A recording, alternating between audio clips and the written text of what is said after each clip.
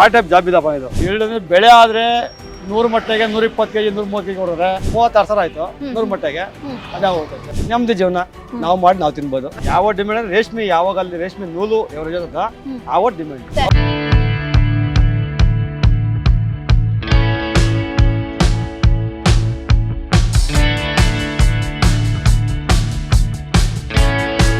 Freedom farming Kannada YouTube channel, ನಾನು Chaitra. So ಸ್ನೇಹಿತರೆ, ನಾವಿವತ್ತು ಹೊಸಕೋಟೆ ಕಡೆಗೆ ಹೊರಟಿದ್ದೀವಿ. ಸೊ ಆನ್ ದಿ ವೇ ಹೋಗ್ತಾ ನಾನು ರೋಡ್ ಸೈಡಲ್ಲಿ ನೋಡಿದೆ, ಈಗೇನು ಚಂದ್ರಂಕಿಗೆ ಹುಳಗಳನ್ನ ಹಾಕ್ತಾ ಇದ್ದಾರೆ. ಸೊ ಇವ್ರು ರೇಷ್ಮೆ ಕೃಷಿಯನ್ನ ಮಾಡ್ತಾ ಇದ್ದಾರೆ. ಹಾಗಾದ್ರೆ ರೇಷ್ಮೆ ಕೃಷಿಯನ್ನ ಹೇಗೆ ಮಾಡಬೇಕು ಅನ್ನೋ ಕಂಪ್ಲೀಟ್ ಡೀಟೇಲ್ಸ್ ಅನ್ನ ಕೊಡ್ತಾರೆ. ಸೊ ಬನ್ನಿ ಅವ್ರನ್ನ ಮಾತಾಡ್ಸೋಣ. ಸೊ ಅಣ್ಣ, ನಿಮ್ಮ ಹೆಸರು? ರಾಮನ್ಜಿ.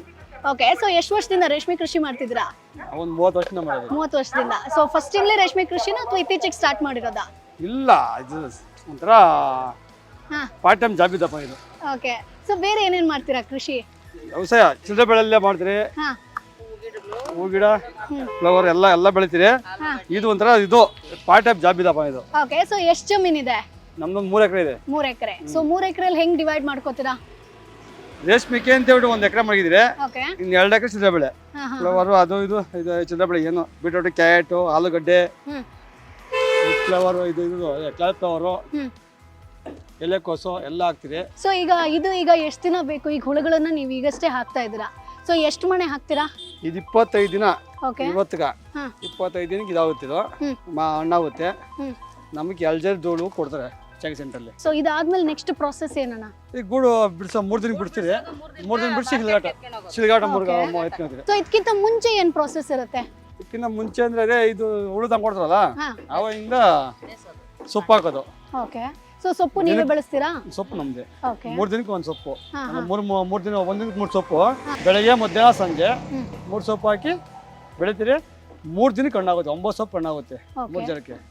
ತಿರ್ಗಿ ಅದು 3 ಜನಕ್ಕೆ ಹಣ್ಣಾಗಿ ತಿರ್ಗಿ 1 ದಿನ 24 ದಿನಲ್ಲ, ಮೇವು ದಿನ ಅದು ಬಂದಾಗಿರ್ತದೆ. ತಿರ್ಗಿ ಆಮೇಲೆ ಮೇವು ತಿನ್ನಕ್ಕೆ ಆಗುತ್ತೆ. ಮೇವು ತಿನ್ನಕ್ಕೆ ಹಿಡಿದ್ಮೇಲೆ ತಿರ್ಗಿ 24 ಬಿಟ್ಮೇಲೆ 1 ದಿನ 3 ಸೊಪ್ಪು 9 ಸೊಪ್ಪು ಆಗುತ್ತೆ.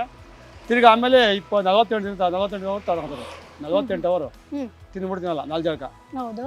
ಆವಾಗ ಬಂದಾದ್ರೆ 2 ದಿನ ಹೊಡಿತೀನಲ್ಲ ಆಗೋದು. 2 ದಿನ ಬಂದಾಗಿ ತಿರ್ಗಿ ಆಮೇಲೆ ತಿರ್ಗಿ ಅಮೌಲ್ ತಿಂತದೆ. ತಿರ್ಗಿ ಆಮೇಲೆ 8, 9 ಆಗ್ತದೆ. 8, 9, 7, 6ರಿಂದ ಮೇಲೆ. ಈ ವಾತಾವರಣಕ್ಕೆ 6ರಿಂದ ಮೇಲೆ ಮಾಗ್ತದೆ. ಇಲ್ಲ ಚಳಿಗಾಲದಲ್ಲಿ 7, 8 ಆಗುತ್ತೆ.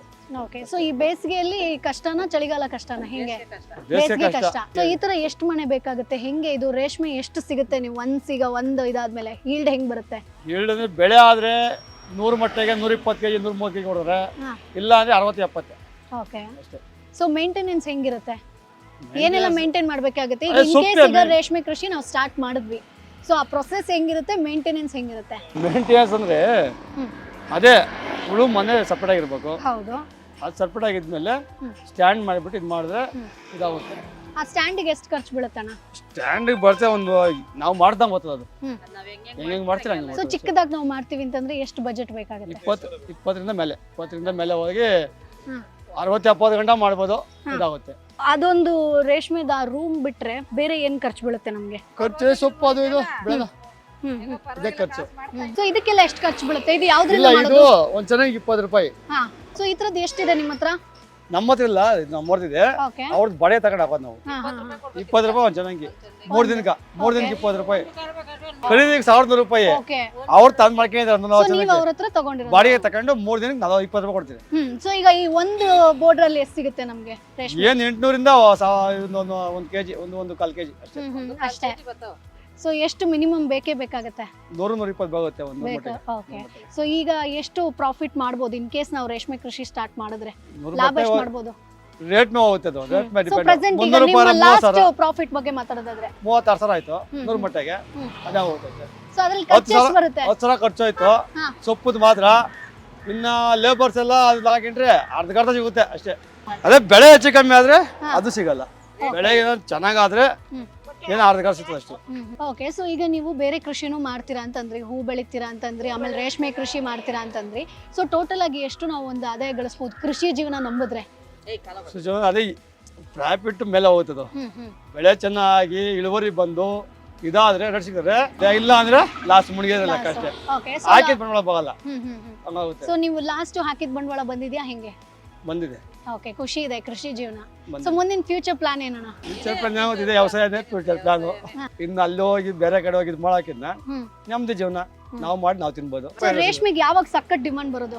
ಇಂಥ ದಿನ ಆತರ ಇಂಥ ಏನಾದ್ರು ದಿನ ಅಂತ ಏನಿಲ್ಲ, ಯಾವ ಡಿಮ್ಯಾಂಡ್ ಅಂದ್ರೆ ರೇಷ್ಮೆ ಯಾವಾಗ ಅಲ್ಲಿ ರೇಷ್ಮೆ ನೂಲು ಎವರೇಜ್ ಇರುತ್ತಾ ಆವ ಡಿಮ್ಯಾಂಡ್.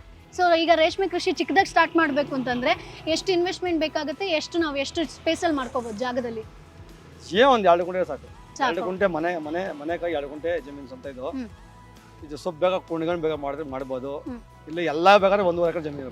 ಸೊ ನೋಡಿದ್ರಲ್ವಾ ಸ್ನೇಹಿತರೆ, ರಾಮನ್ಜಿ ಅವರು ಯಾವ ರೀತಿಯಾಗಿ ರೇಷ್ಮೆ ಕೃಷಿಯನ್ನ ಮಾಡ್ತಾ ಇದ್ದಾರೆ. ರೇಷ್ಮೆ ಕೃಷಿ ಅಲ್ಲದೆ ಇತರ ಬೆಳೆಗಳನ್ನ ಕೂಡ ಬೆಳೀತಾ ಇದ್ದಾರೆ. ಅಂದ್ರೆ ಹೂ ಕೃಷಿ ಕೂಡ ಮಾಡ್ತಾ ಇದ್ದಾರೆ, ಬೇರೆ ತರಕಾರಿಗಳನ್ನ ಕೂಡ ಬೆಳೀತಾ ಇದ್ದಾರೆ. ಸೊ ರೇಷ್ಮೆ ಅಂತ ಮಾತ್ರ ಅದನ್ನ ನಂಬ್ಕೊಂಡಿಲ್ಲ, ಜೊತೆಗೆ ಬೇರೆ ಅಂದ್ರೆ ಎಲ್ಲ ಮಿಶ್ರ ಬೇಸಾಯವನ್ನ ಮಾಡ್ತಾ ಇದ್ದಾರೆ.